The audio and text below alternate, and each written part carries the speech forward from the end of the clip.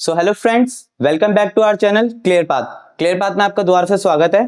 आज की वीडियो सिर्फ उन स्टूडेंट्स के लिए होने वाली है जिनको 12th एंड होने तक भी ये डाउट रहता है कि कौन सा कोर्स उनको करना चाहिए, किस कोर्सेज के लिए वो एलिजिबल है।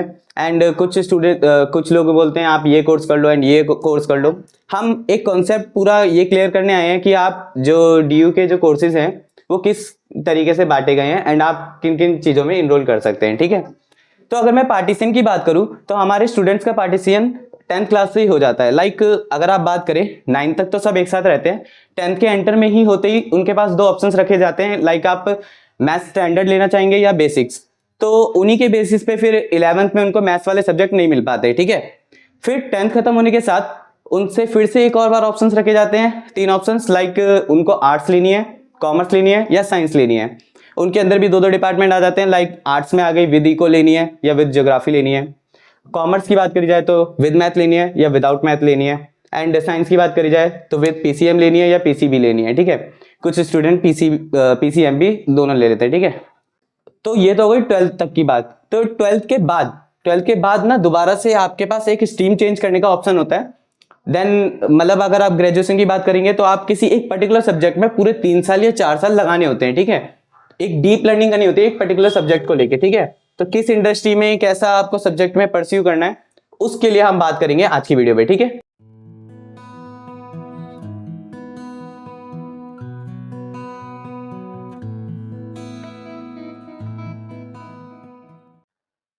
तो आफ्टर 12th की अगर बात करी जाए तो आपको ना 12th के बाद UG करना होता है। UG मतलब अंडर ग्रेजुएशन। ठीक है, न्यू एजुकेशन पॉलिसी के आने से वो अंडर ग्रेजुएशन हमारी 4 साल की हो गई है। मतलब अगर आपको कोई सब्जेक्ट पसंद है देन आप उसको अपने 4 साल दोगे डीप लर्निंग करने के लिए, उस सब्जेक्ट के बारे में और जानने के लिए। ठीक है, अब UG करने के बाद आपको PG भी करना पड़ता है। अगर आपकी चॉइस है तो आप PG भी कर सकते हैं, पोस्ट ग्रेजुएशन, जो कि 2 साल की रहती है। ठीक है, मास्टर्स बोलते हैं उसे बेसिकली।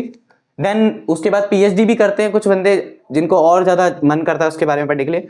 तो अगर आप साइंस टीम से हैं और अगर साइंस के कोर्सेज को एनरोल करते हैं तो उसको बोलते हैं BSc। उनकी कैटेगरीज कहलाती है BSc। ठीक है, बैचलर इन साइंस स्ट्रीम। अगर आप कॉमर्स डिपार्टमेंट से हैं और कॉमर्स के कोर्सेज को एनरोल करना चाहते हैं देन उसको बोलेंगे BCom। कॉमर्स के और भी हैं, मैं बताऊंगा अभी एक साथ, मतलब एक ओवरव्यू के लिए मैं बता रहा हूँ। अभी BCom याद रखिए। एंड उसके बाद आते हैं हमारे आर्ट्स टीम के अगर कोर्सेज कर रहे हैं देन आप उसको बोलोगे BA। ठीक है, ये हो गए UG की बात की। UG में इनके ये नाम आ जाते हैं। एंड आप पोस्ट ग्रेजुएशन जब करने जाओगे देन इनके आप मास्टर्स करोगे। MCom की जगह MSc, BSc की जगह MSc करोगे। ठीक है, मास्टर्स इन साइंस स्ट्रीम।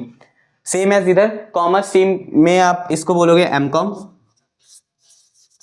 ठीक है, एंड आर्ट्स स्ट्रीम में अगर हो तो आप उसको बोलोगे MA। ठीक है, अब साइंस टीम में कौन कौन से कोर्सेज हैं एंड आप किस किस कोर्सेज के लिए एलिजिबल हो हम उसके बारे में बात करते हैं थोड़ी देर में। ठीक है, मैं ये बता दूं कि अगर आप साइंस टीम से हैं देन आप स्विच कर सकते हो इजीली। मतलब आपको साइंस टीम पसंद नहीं आ रही आप कॉमर्स टीम में आ सकते हो, कॉमर्स टीम पसंद नहीं आ रही देन आप आर्ट्स में भी स्विच कर सकते हो। ठीक है, बस आपकी जो क्राइटेरिया है वो आपको पास आउट करने पड़ते हैं। ठीक है, तो CUT की जो क्राइटेरिया है उसको तो हम बाद में आने वाली वीडियोस में डिस्कस करेंगे। अभी मैं ये बता दूं कि आप अगर 12th में हैं देन आपके पास क्या क्या स्कोप रहते हैं। तो एक एक स्ट्रीम को पकड़ते हैं और उसके बारे में थोड़ी बातें करते हैं। ठीक है, तो अभी आते हैं हम साइंस के ऊपर। तो अभी बात करते हैं हम लोग साइंस टीम के स्टूडेंट्स की बात करते हैं जो साइंस टीम से बिलोंग करते हैं, जिनके पास PCM भी है, PCM है या PCB है या PCM भी है। ठीक है, देन वो जो होते हैं जिनने 12th में PCM ले रखी है वो BSc में भी इनरोल कर सकते हैं। मतलब जितने भी साइंस स्ट्रीम के कोर्सेज हैं उन सब में भी इनरोल कर सकते हैं। उनके पास मैथ्स ऑनर्स हो गई, फिजिक्स ऑनर्स हो गई, केमिस्ट्री ऑनर्स हो गई, इन सब में इनरोल कर सकते हैं अगर उनके पास 12th में अच्छे खासे सब्जेक्ट्स हैं। देन BCom हो गई, मतलब वो कॉमर्स इंडस्ट्री में भी आ सकते हैं आराम से, उसमें कोई दिक्कत नहीं रहेगी, उनको ईजिली आ सकते हैं।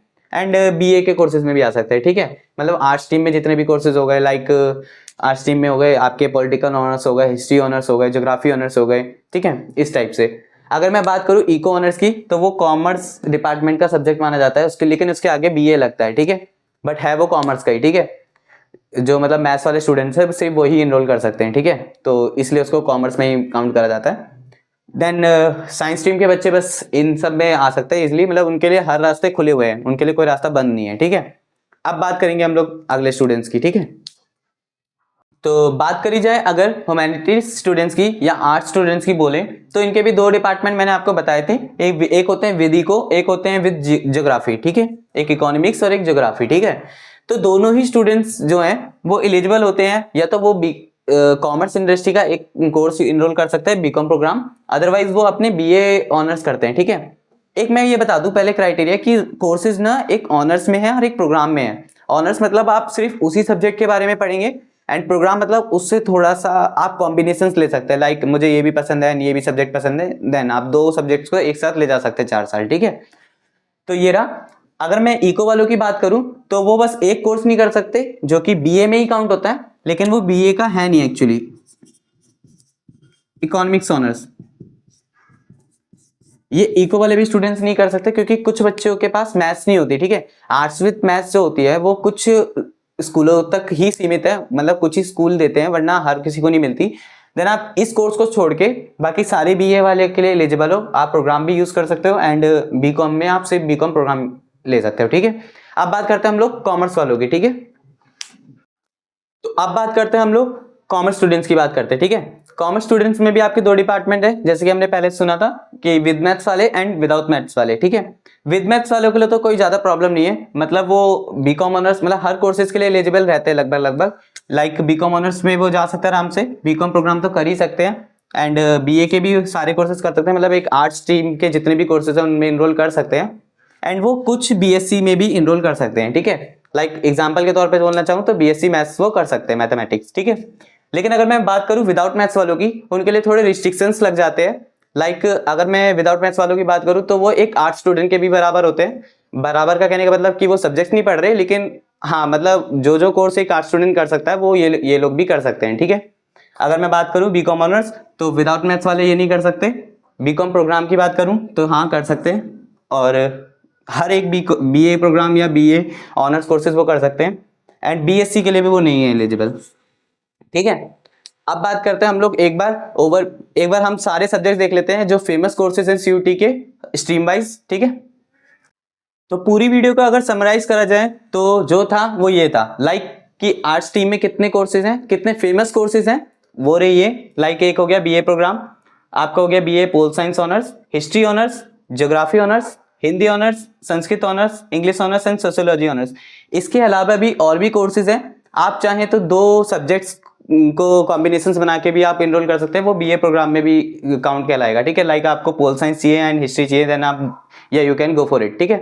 अब बात करी जाए अगर साइंस कोर्सेज की तो ये रहे उनके नाम, BSc chemistry honours, BSc maths honours, BSc computer science honours, BSc physics honours, BSc life sciences, BSc zoology and BSc statistics, electronics honours, botanic honours, ठीक है। ये रहे, एंड इसके अलावा सेम इधर भी आप बीएससी प्रोग्राम भी कर सकते हैं, लाइक आपको दो कोर्सेज पसंद है देन यू आर एलिजिबल, ठीक है। अगर बात करी जाए कॉमर्स डिपार्टमेंट की, देन इधर आते हैं आपके पास एक बीकॉम ऑनर्स हो गया, बीए इकोनॉमिक ऑनर्स हो गया, बीकॉम प्रोग्राम हो गया, एंड बीबीएफए हो गया, ठीक है। इसके अलावा तो ये तो हो गए सारे कोर्सेज के नाम, ठीक है। अब इनकी बात करूं मैं कि इनकी जो एलिजिबिलिटीज है वो सीयूट के एस्पेक्ट से अलग है एंड 12 के बेस पे अलग है, ठीक है। आपको जिस भी कोर्स के बारे में जानना है, लाइक मुझे जानना है मान लो पोल साइंस के बारे में, तो इसके फ्यूचर एस्पेक्ट क्या है कि मतलब आगे इसके क्या क्या फायदे हैं करने के, अगर आप चाहते हैं कि हम ऐसी वीडियोस भी लाएं देन आप हमें कमेंट कर दीजिए कि आपको किस कोर्स के बारे में जानना है, ठीक है। हम उसके लिए भी आपके लिए हेल्प कर देंगे, ठीक है। तो अब तक के लिए ये था। अब मिलते हैं हम अगली वीडियो में आपको, जिसमें हम सीयूट के बारे में बताएंगे कि सीयूटी में आपके इन कोर्स के लिए क्या क्या क्राइटेरियाज हैं एंड क्या क्या एलिजिबिलिटीज है, ठीक है। अभी आप 12th के बोर्ड्स क्लियर करिए, ठीक है। तब तक के लिए मिलते हैं, best of luck and bye bye.